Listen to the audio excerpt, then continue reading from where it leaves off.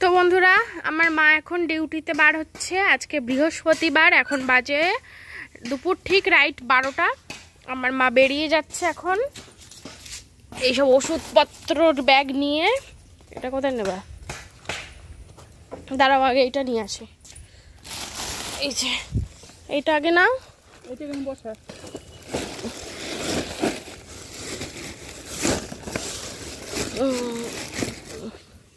তাহলে এই ব্যাগটা কোথায় নেব?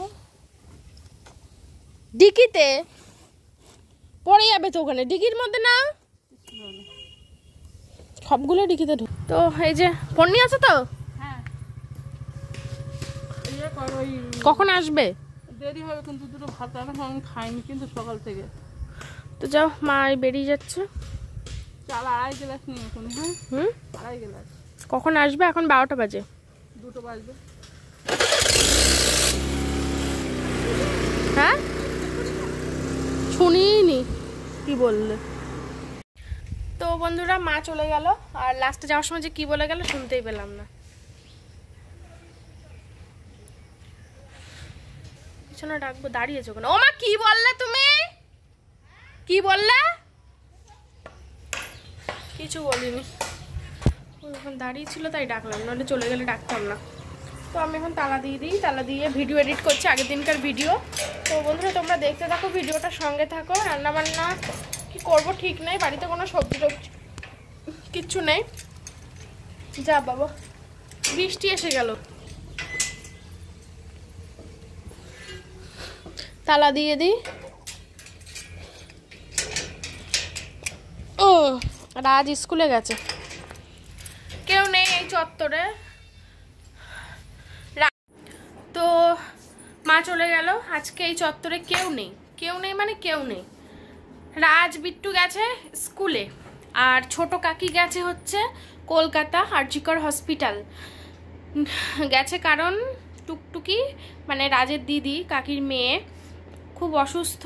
ওর টিউমার হয়েছে পেটে, তো সেটা এখন অপারেশন হবে। তো আজকে ভর্তি করা হয়েছে, অপারেশনের জন্য ভর্তি করা হয়নি, অপারেশনের জন্য ভর্তি করা নেই, এমনি ভর্তি করা হয়েছে। আজকে ওই এন্ডোস্কোপি হবে, দেখবে ভিতরে ওটা কত বড় হয়েছে না হয়েছে। অপারেশন করার হলে করে দেবে, কারণ ওটা না হলে বেবি আসতে সমস্যা হচ্ছে, সেই জন্য খুব খারাপ একটা বিষয়। তো সেই জন্য আজকে ভর্তি থাকবে একটা দিন, আজকে ভর্তি, পরের দিন আবার ছেড়ে দেবে। তারপরে ওরা ঠিক করবে অপারেশন এখন করবে নাকি পরে করবে, সেই হিসেবে সব কিছু ঠিকঠাক হবে। তাই কাকি আজকে ওখানে গেছে, কাকি আর টুকটুকি ওখানে গেছে, ওখানে থাকবে কাকি আজকে সারাদিন থাকবে, সারা রাত থাকবে, কালকে একেবারে বাড়ি আসবে ওরা। আর কাকা তো কাজে গেছে, আমার মাও বেরিয়ে গেল, কৌশিকও মানে বাড়ি নেই, মানে কেউ বাড়ি নেই আজকে, আমি শুধু একা এই চত্বরে বাড়ি। আর না, আছে মেজো কাকি আছে, বড় কাকি আছে, সবাই বাড়ি আছে ওরা।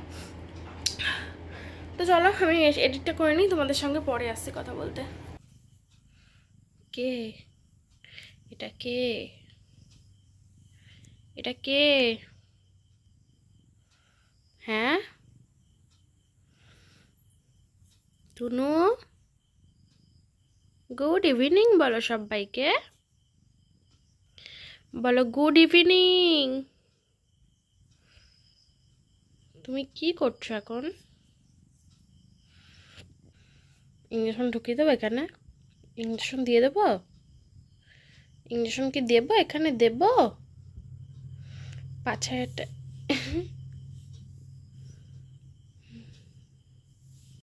Hello friends, good evening.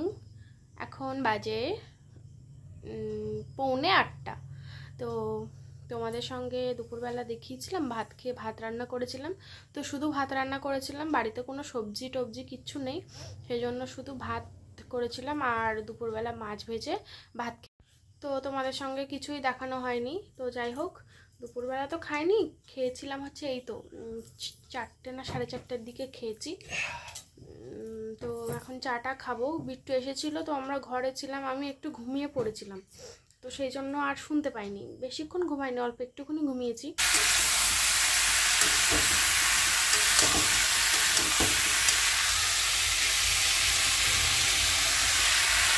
চিংড়ি মাছ দিয়ে পটল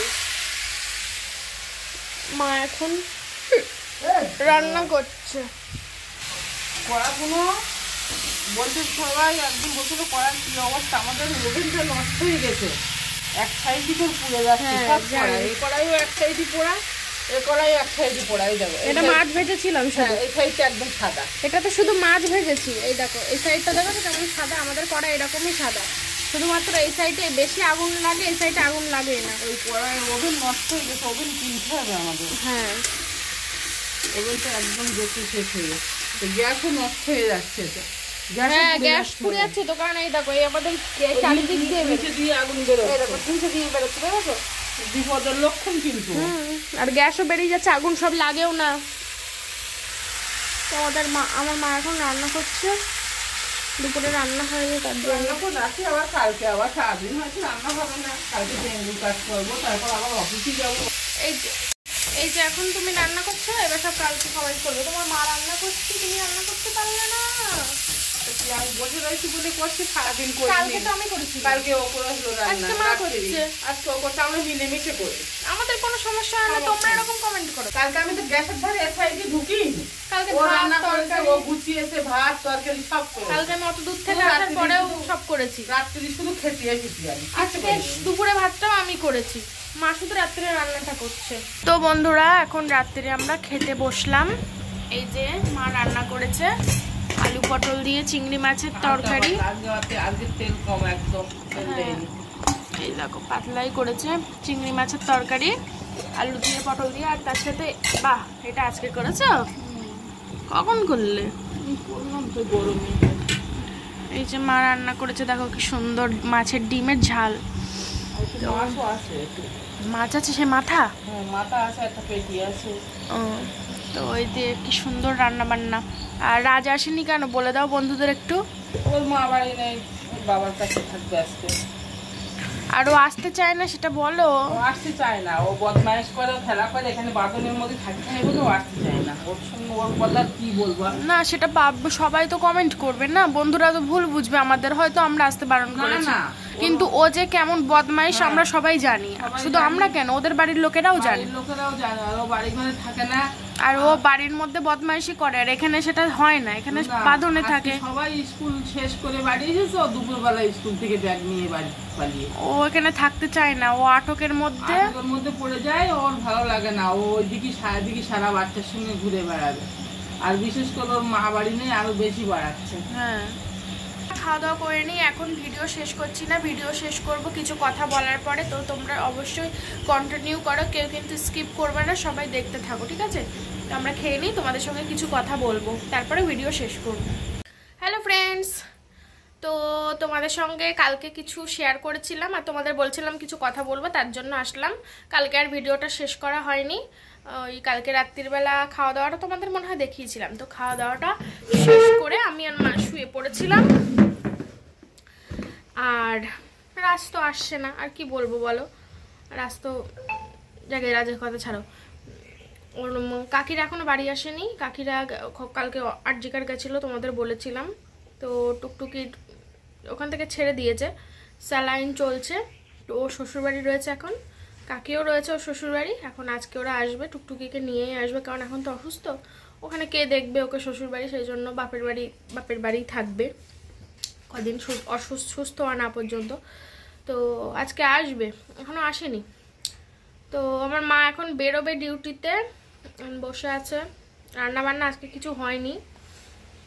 তো তোমাদের যে কথাটা বলছিলাম সেটা হচ্ছে যে কিছুদিন তোমাদের আগে একদিন বলেছিলাম না যে ওই দীপিকার ব্যাপারে কথা বলছি, যে দীপিকা তো ছিল, তোমরা তো জানো, যখন দীপিকা আমাদের বাড়ি ছিল তখন তো অনেকের অনেক রকম কথা শুনেছিলাম, যে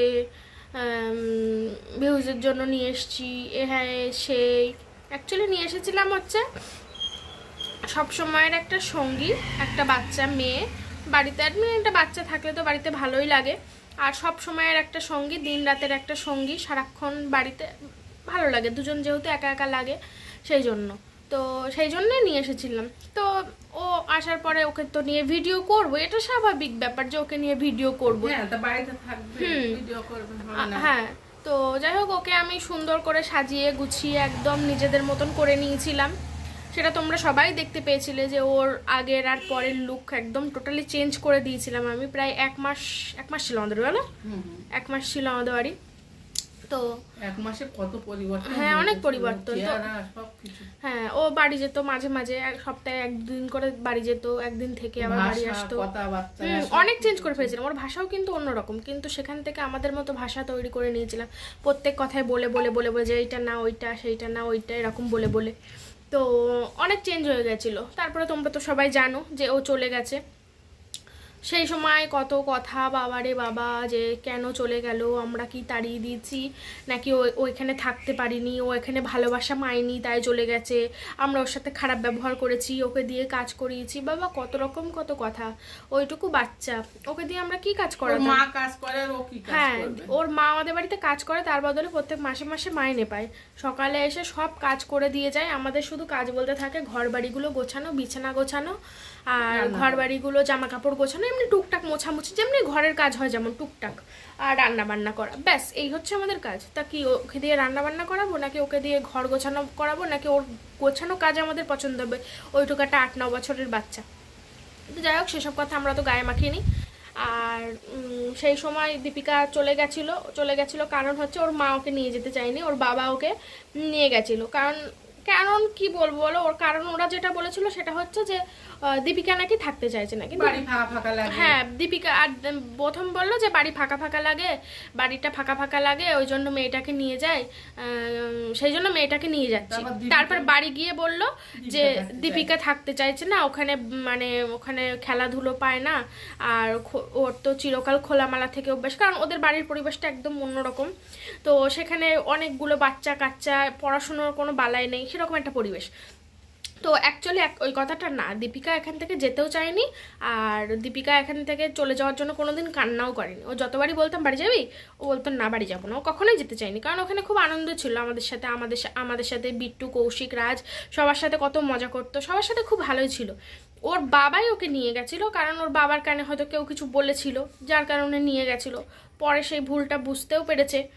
তো আমরা সেসব কথা মনে রাখিনি, আমরা তো প্রথমে রাগের থেকে একটু রাগ করেছিলাম আমরা, ওই জন্য দীপিকার মাকে কাজ থেকে ছাড়িয়েও দিয়েছিলাম, সত্যি বলতে রাগ করে ছাড়িয়ে দিয়েছিলাম মেয়েটার জন্য এত কিছু করে। হ্যাঁ এবার দীপিকার মা খুব কষ্ট পেয়েছিল আমরা যখন কাজ থেকে ছাড়িয়ে দিলাম, কারণ দীপিকার মা কাজও ছাড়তে চায়নি, আর দীপিকা এখান থেকে চলে যাক দীপিকার মা সেটাও চায়নি। তো যাই হোক, তারপরে কিছুদিন কাজ বন্ধ ছিল, তারপরে পাপা বাড়ি আসলো। পাপা বাড়ি আসার পরে পাপা দীপিকাদের বাড়ি নিজে গেছিলো, নিজে গিয়ে বলেছিল যে তুমি কি কাজ করতে চাও, কি হয়েছে না হয়েছে আমি কিছু শুনতে চাই না, তুমি কি কাজ করতে চাও, তাহলে তুমি কাজ করতে পারো, আসতে পারো। তো দীপিকার মা বলেছিল হ্যাঁ আমি চাই তো। আর দীপিকার বাবা ওরা তখন খুব খুশি, আমার বাবা যখন এক মাস পরে গেছে ওদের বাড়িতে, ওরা খুব খুশি, ওর বাবা মা সবাই খুব খুশি। তখন ওর বাবা বলছে যে কি বলছে বলো, আমি দীপিকাকে নিয়ে যেতাম। হ্যাঁ যাওয়ার সাথে সাথে বলছে যে আমার বাবা কিচ্ছু বলেনি, কিন্তু দীপিকার ব্যাপারে গিয়ে এমনি বলেছে কাজের ব্যাপারে, দীপিকাকে নিয়ে যেতাম আর দীপিকাকে দিয়ে আসবো কোনে। হ্যাঁ বলছে আমি নিয়ে যেতাম আমি নিয়ে এসেছিলাম, কারণ হচ্ছে ওর বার্থ সার্টিফিকেট, আধার কার্ড এইসব তৈরি করার জন্য নিয়ে এসেছিলাম, কারণ যেহেতু ওগুলো ছিল না। এগুলো হয়ে গেছে, আমি ওকে দিয়ে আসবো। কিন্তু আমাদের বাড়ি থেকে নিয়ে যাওয়ার সময় তো সেই কথা বলেনি, বলেছিল যে আমার বাড়িটা ফাঁকা ফাঁকা লাগে সেই জন্য নিয়ে যাচ্ছি। ওরা যদি বলতো যে আধার কার্ডের জন্য বা বার্থ সার্টিফিকেটের জন্য নিয়ে যাচ্ছি, সেটা তো বলতে পারতো, কিন্তু অ্যাকচুয়ালি সেটা না, সেটা পরে হয়েছে। এখন ওর বার্থ সার্টিফিকেট, আধার কার্ড সব হয়ে গেছে ওর। তো সেই কথা, তো পাপা বলেছিল ঠিক আছে দেখি বাড়ি গিয়ে কথাবার্তা বলি। তখন বাড়ি এসে পাপা বলেছিল, তো আমরা খুব একটা রাজি হইনি, আমি খুব একটা রাজি হলো, মা খুব একটা রাজি হচ্ছিল না নেওয়ার জন্য। মা বলছিল না, মা বলছে যে না ওরা আবার এরকম করবে, আবার করবে, একবার আঘাত পেয়েছি, একবার এত কিছু করে সাজিয়ে গুছিয়ে নিজেদের মতন তৈরি করে নিয়ে তারপর আবার নিয়ে গেল। এই তো দীপিকা প্রায় চলে গেছে, অনেকদিন হয়ে গেছে আমাদের বাড়ি থেকে, আবার তো মাঝে মাঝে আসে ওর মার সাথে, সেই আবার সেম আগের মতো হয়ে গেছে, একদম নিতে গেলে একদম আবার সেই তৈরি করে নিতে হবে, সেটা পরের কথা। কিন্তু হচ্ছে ও একদম সেই আগের মতন রোগা কাঠি, সে দেখতে বিচ্ছিরি হয়ে গেছে, জামা কাপড় মানে সেই বিচ্ছিরি একটা অবস্থা হয়ে গেছে, আগের মতন একদম হয়ে গেছে। তো যাই হোক, এখন ওরা মাঝখানে কিছুদিন আগে ওরকম বলেছিল যে দীপিকা যেতে চায়, আমরাও বলেছিলাম যে দেখবো পরে ভেবে। তারপরে কিছুদিন পরে আবার বলেছিল যে দীপিকা যেতে চায়। তো এই 2-3 দিন আগে ওর বাবা ফোন করে বলছে যে ওর বার্থ সার্টিফিকেট হয়ে গেছে, সবকিছু হয়ে গেছে, দীপিকাকে নিয়ে যাও, দীপিকাকে নাও, দীপিকাকে নাও। আর দীপিকার কাছে ফোন দিয়েছে, বলছে দীপিকা বলছে ওর মা তুমি আমার নাও, হ্যাঁ দীপিকাকে দিয়ে বলিয়েছে। দীপিকা ওর বাবাও বলেছে, আবার দীপিকার কাছেও ফোন দিয়েছে যে বড় মা তুমি আমার নাও। তা আমি বলছি সে দেখছি আমি বাড়ির গার্জেনের সঙ্গে কথা বলি, বলে তারপর বলবো কানে। তা মায়ের বাবার সঙ্গে বললাম, তো মায়ের বাবা বলছে ও নিলে ও আবার ওরকম করবে। আমাদের নিতে কোনো সমস্যা নেই, কিন্তু ও আমাদের কথা হচ্ছে আমরা ধরো নিলাম, নিয়ে আমরা ধরো আবার আমাদের মতন করে তৈরি করলাম, নিয়ে ওর ড্রেসপত্র চেঞ্জ করা, ওর ভাষা চেঞ্জ করা, কষ্ট একটা বাচ্চাকে চেঞ্জ করা কিন্তু এক পরিবেশ থেকে ভীষণ টাফ একটা ব্যাপার। তো আমাদের করতে সেগুলো ভালোই লাগছিল, কারণ আমাদের বাড়িতে যেহেতু মানুষ কম, তো বাড়িতে একজন বাড়লে বেশ আমাদের ভালোই লাগে। আমরা মানুষ খুব ভালোবাসি, ওই জন্য মানুষ ওদের ওই মনের মাথার লোকজন সব বলেছে যে মেয়েটা ভালো জায়গায় ছিল। আমাদের বাড়ি থেকে নিয়ে যাওয়ার পরে অনেকে বলেছে তারাই আবার এসে বলেছে যে আমরা সব বলেছি যে ভালো পরিবেশে ছিল, ভালো জায়গায় ছিল মেয়েটা, আর নিয়ে আসলি মেয়েটাকে, দেখদিন মেয়েটার কি অবস্থা হয়েছে। ওরা সেটা বুঝতে পেরেছে এবার। আর যেদিন দীপিকার মাকে দিয়ে আমি আমার ভিডিওতে বলিয়েছিলাম যে ক্যামেরা অন করে দীপিকার মা বলছিল, সেদিন তোমরা অনেকে বলেছিলে আমি দীপিকার মাকে শিখিয়ে দিয়েছি, কিন্তু আমি সেই সময় কোনো উত্তর দিইনি। কিন্তু বিশ্বাস করো সেই দিন আমি দীপিকার মাকে কিচ্ছু শেখায়নি, ক্যামেরাটা অন করেছিলাম বলে দীপিকার মা একটু মানে ঘাবড়ে গিয়ে ওরকম এমন ভাবে বলছিল মনে হচ্ছিল যেন শিখিয়ে দেয়। হ্যাঁ, কিন্তু অ্যাকচুয়ালি ওর মার কথাগুলোই ও বলেছে, ওর মাই বলেছিল, বুঝেছো? তো যাই হোক, এখন তোমরা বলো আমাদের কি করা উচিত। হ্যাঁ, তোমাদের মতামতটা একবার নিলাম, কারণ হুট করে যদি আবার নিয়ে আসি তখন তোমরাই আবার অনেকে বলবে যে ভিউজের জন্য নিয়ে আসছো, ভিউজের জন্য নিয়ে আসছো। কিন্তু ওরা ফোন করে করে এই সব সময় বলছে দীপিকার নাও। হ্যাঁ, দীপিকাও বলছে যে বড় মামাকে নাও, আমার আধার কার্ড হয়ে গেছে, বার্থ সার্টিফিকেট হয়ে গেছে, আমার আর কোনো নেই, মানে কোনো খামতি নেই, আমার সব তৈরি হয়ে গেছে, মানে ওরা পরিচয়পত্র সব রেডি হয়ে গেছে। আগেরবার যখন এসেছিল তখন তো ওই একবার মন ভেঙে গেলে আর সেটাই হচ্ছে কথা, যে আবার যদি ওরকম করে, এটাই হচ্ছে ব্যাপার। ওর মা বলেছে আমি যে আমরা এখন এই মুহূর্তে বলতে পারছি না, আমি গার্জেনের কাছে জিজ্ঞেস করবো, তারপর তো মা কাজে আসছে, মার কোনো ব্যাপার নেই, মা কাজ করে বাড়ি যাচ্ছে। হ্যাঁ, মা রোজ আসে কাজে। এবার তোমরা বলো যে আমাদের কি করা উচিত। ওর বাবা তোমরা কি চাও, ডাইরেক্টলি ফোন করে বলছে তোমরা কি চাও যে দীপিকা আসুক, তোমরা বলো, কমেন্ট করে জানো যে তোমরা কি চাও যে দীপিকা আসুক আমাদের বাড়ি আবার। তো যাই হোক, এইটা তোমাদের সঙ্গে আমার শেয়ার করার ছিল, কারণ হঠাৎ করে আবার দীপিকা আসবে, তখন তোমরা আবার দেখে আবার বলবা যে ভিউজের জন্য এনেছে। কিন্তু আমার মা খুব একটা রাজি হচ্ছে না, কারণ ভাবছে আমি রাজি হচ্ছি না, কারণ আমার মা অ্যাকচুয়ালি এক কথা রাজি হচ্ছে না, সেটা হচ্ছে মা বলছে ওরা আবার করতে পারে, আবার এরকম করবে। যদি করে তখন কি হবে, আবার যদি এরকম এক মাস থাকার পরে আমরা খরচ খরচা করে সবকিছু ওর নিজেদের মতন তৈরি করি, আবার যদি ওরকম করে তো স্বাভাবিক একটা গায়ে লাগে। ও আবার করবে ওরকম, ওরা করবেও। তো এটাই হচ্ছে ব্যাপার। আর সত্যি কথা বলতে দীপিকার এখানে কোনো দোষ নেই, দীপিকার মারও দোষ নেই, ওর বাবাই নিয়ে গেছিল ওকে, ওর বাবা সেটা ভুল বুঝতে পেরেছে, ভুল বুঝতে পেরে ওর বাবাই ফোন করেছে যে দীপিকাকে নাও। হ্যাঁ, দীপিকা এখানে খুবই ভালো ছিল, ওরা বুঝতে পেরেছে, সেটা সত্যিই ভালো ছিল। তো চলো, এটা তোমাদের সঙ্গে শেয়ার করার ছিল, তাই শেয়ার করে দিলাম। কমেন্ট বক্সে তোমাদের মতামত জানাও, তারপরে আমরা দেখি কি করে ডিসিশন নেব। কারণ তোমরাও তো আমাদের একটা বড় পরিবারের অংশ, তোমাদের সঙ্গে আলোচনা করা আমাদের অবশ্যই প্রয়োজন আছে, ওই জন্যই আমরা দুজনে মিলে তোমাদের সঙ্গে বললাম। এবার তোমরা কমেন্ট বক্সে জানাও যে আমাদের কি করা উচিত আর কি করা উচিত না, কারণ তোমাদের সঙ্গে জানিয়েই তো করবো। এত বড় একটা আঘাত পেয়েছি, আবার সেই মানে দিতে যাচ্ছে, মানে আবার আঘাত পাবো কি না, আবার নেওয়া উচিত কি না, সেইটা তোমাদের কাছে আমরা বললাম। তো চলো ভিডিও শেষ করি আজকে। সবাই ভালো থেকো, সুস্থ থেকো, যে যেখানে আছে সাবধানে থেকো, শান্তিতে থেকো, আমাদের ভিডিও দেখতে থাকো, লাইক কমেন্ট করো, সাবস্ক্রাইব করে দাও যারা নতুন আছো নিত্য নতুন ভিডিও দেখার জন্য। আর কি ভিডিও দেখতে চাও সেটাও কমেন্ট বক্সে অবশ্যই জানাবে, ঠিক আছে? টাটা।